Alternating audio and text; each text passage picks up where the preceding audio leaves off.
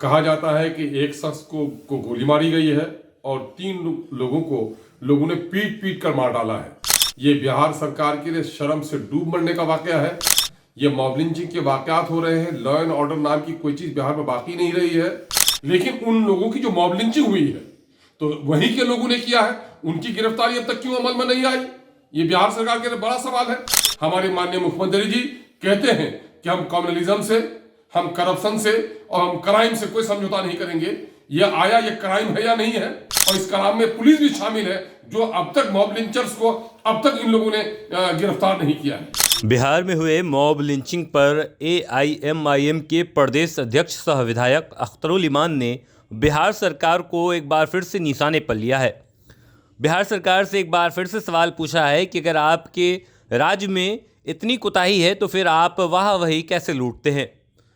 अख्तरुल इमान ने बिहार सरकार के CM और डिप्टी CM दोनों से सवाल पूछने का काम किया और साथ साथ पूछा है कि क्या प्रशासन अपना काम कर रही है, अगर काम कर रही है तो अब तक गिरफ्तारी क्यों नहीं हुई है जिन्होंने उन 4 लोगों का मॉब लिंचिंग किया है। क्या कुछ कह रहे हैं अख्तरुल इमान, आप सुनिए।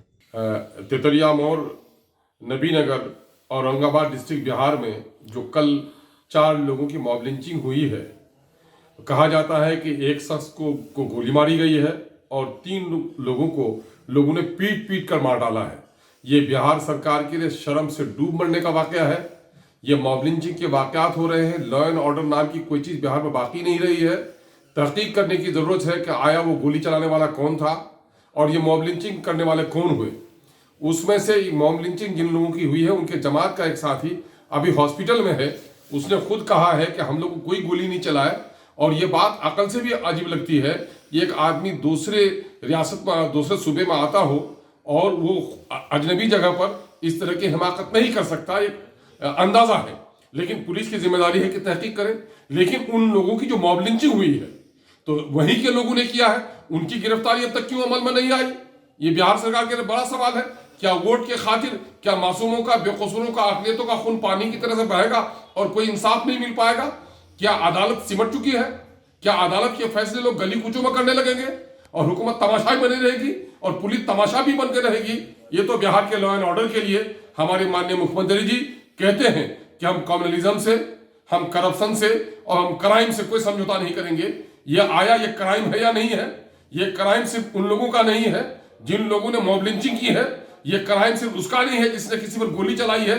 ये क्राइम उन तमाम तर लोगों का है जो लोग इस पर लेपापोती कर रहे हैं। और इस क्राइम में पुलिस भी शामिल है, जो अब तक मॉब लिंचर्स को अब तक इन लोगों ने गिरफ्तार नहीं किया है।